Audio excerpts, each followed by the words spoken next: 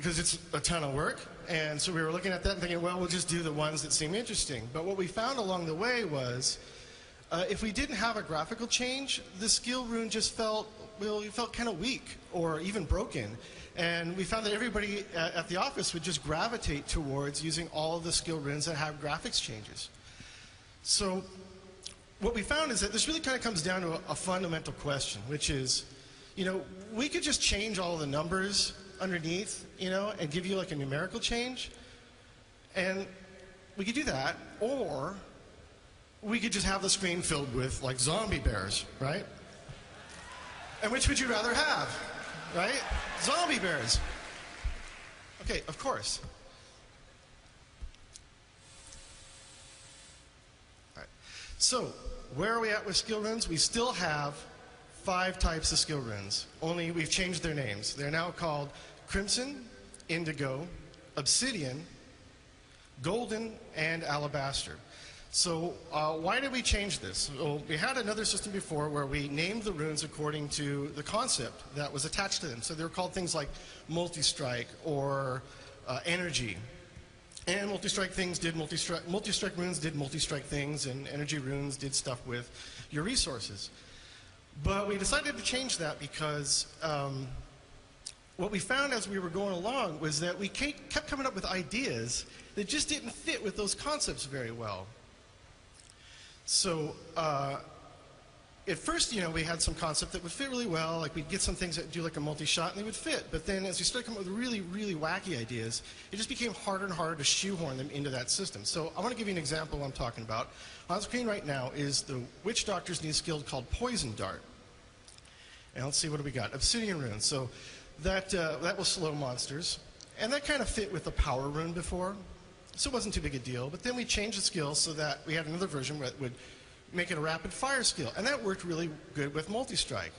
But then we had this other wacky idea. We wanted the Witch Doctor to be able to shoot a live snake that would attach itself to monsters' faces and stun them. Where does that fit? It doesn't fit anywhere, right? So the answer was, okay, let's just change the names of the runes. And we can come up with as many wacky ideas like that as we want, and we just put them wherever we want, and it works. So next, runes now have ranks. There are 7 ranks.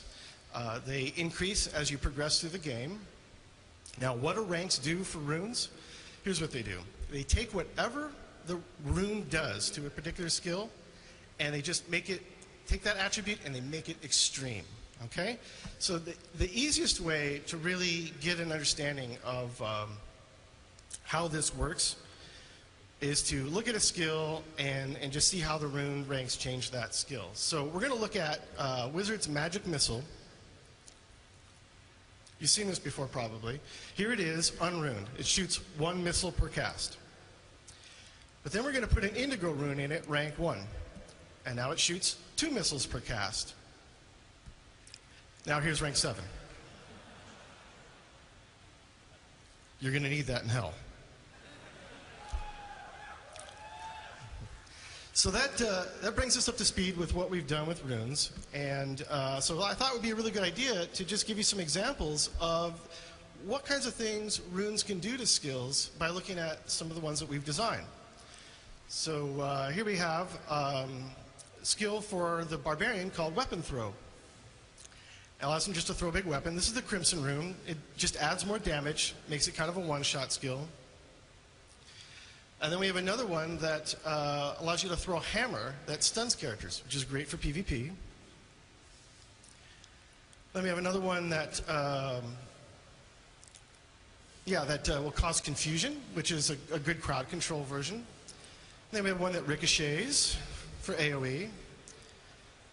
And then finally, we thought it'd be really cool to have an ability for the barbarian to throw a corpse. Because corpses are cool. So next up we have the wizard. And we brought back Hydra for the wizard. And here it is. It works just like the skill from D2. And then the Crimson rune changes them to Frost Hydras with a short-range breath attack.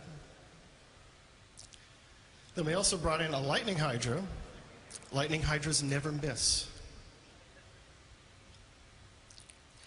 Next up, we have an arcane hydra that shoots miniature arcane orbs for AoE damage. Then we decided to do an acid hydra because melting monsters is just a lot of fun. And then finally, we wanted to change things up again, get one of these really wacky ideas. One big hydra head, but it has the firewall attribute.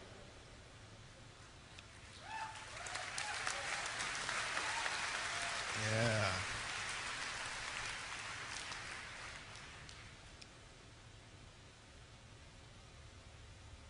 Okay. So next up, let's look at Plague of Toads on the Witch Doctor. This is the Crimson Rune. It makes all of your frogs on fire. This fire is good. And then something a little bit more gameplay oriented. You've got mana reduction, so you can have a lot more frogs. And then we have Alabaster Rune will blind monsters, which gives you some crowd controlability. And then we change the skill completely and make sort of a toad blizzard. Then finally, we wanted to have a giant toad. But what's he going to do? He's going to eat monsters.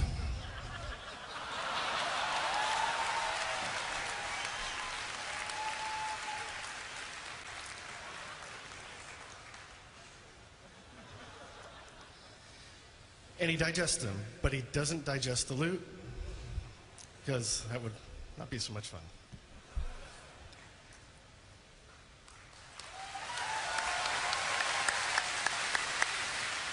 All right, so unfortunately we are running a little bit late, so we're probably not going to have time for a Q&A session. After this, I'm going to cover arenas fairly quickly. I want to let you all know that tomorrow we have a full hour of open Q&A for Diablo 3. We also have another panel where we cover a lot of new content as well, including design, art, and programming content. We show new areas from part of the game that has never been seen before, and a lot of more stuff on characters, specifically armor and armor systems. So, battle arenas.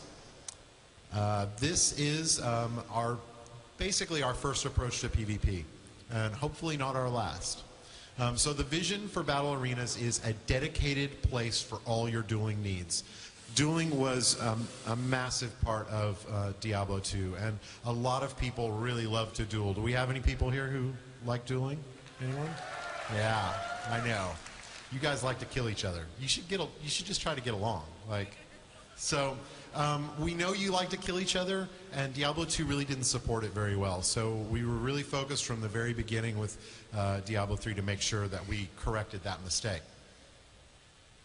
So, an overview of the battle arenas. It's focused on team-based play, and the reason for this is, as Julian mentioned, we have like 97 billion builds.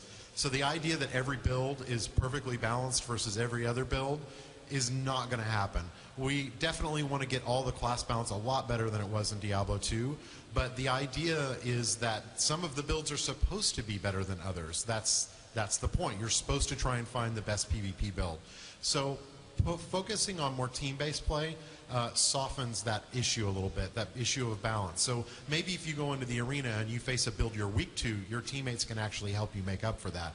It becomes more than just about your own build, but your team's build. So a lot of the arenas is really about building the perfect PvP character. So you will be taking characters that you get in PvE, items, skills, traits, everything you do, and taking it over into the battle arena. It is definitely a game about building a PvE character into a PvP monster.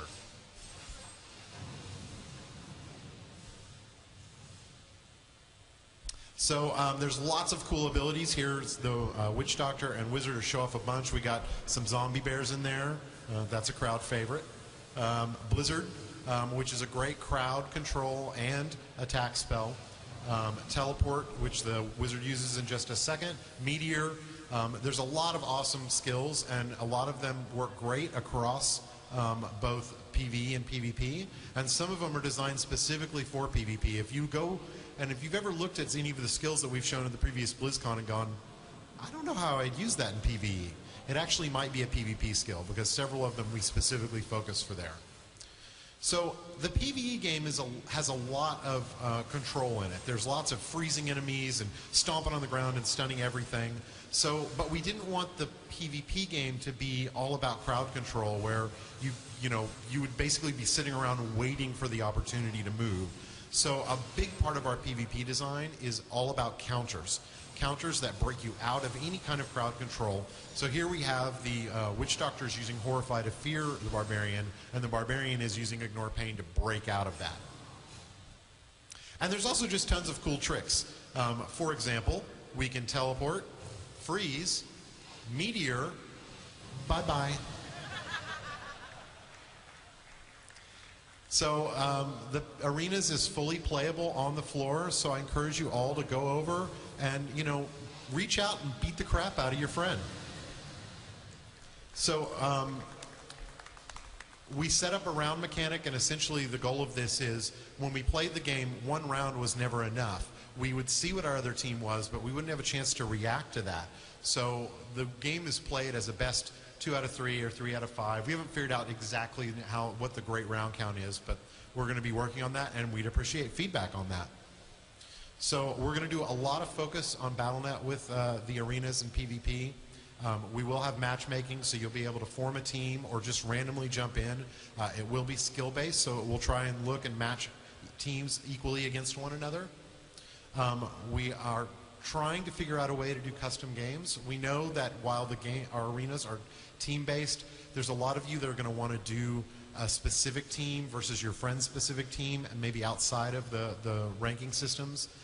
And you're going to want to do one-on-ones, even though the game's not going to be super great balance for that. We know you're going to want to do it, so we're definitely focused on finding a way to make that really easy for you to do. And the last one is more of a progression-based ranking system. So if you've played StarCraft 2, you know it's very much what we call a skill-based ranking system, where when you play against one another, you each get a rank, and if your rank's higher, you get to make fun of your friend. So we want you to be able to make fun of your friends, but here it's more about doing it in the arenas. So if you play in the arenas, if you win, you're going to get points, and those points are going to progress your rank. They're going to give you titles, vanity rewards, achievements, lots of basically things that are not focused on power, but focused on showing how dedicated you are to PvP. As you continue to play through, even if you lose, you'll also get points in progression. So, as I said, I don't think we have time for Q&A, maybe, but if not, then I really appreciate everybody coming, and I hope you enjoy the rest of the show.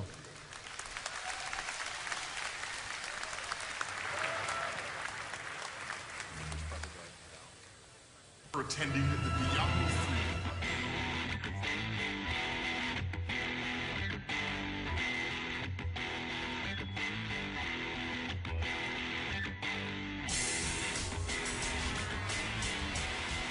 BlizzCon 2010 just keeps on rolling here live on DirecTV. The fans are here, the costumes are here as they get ready for the costume contest tonight. And of course, there's lots of gameplay for Diablo.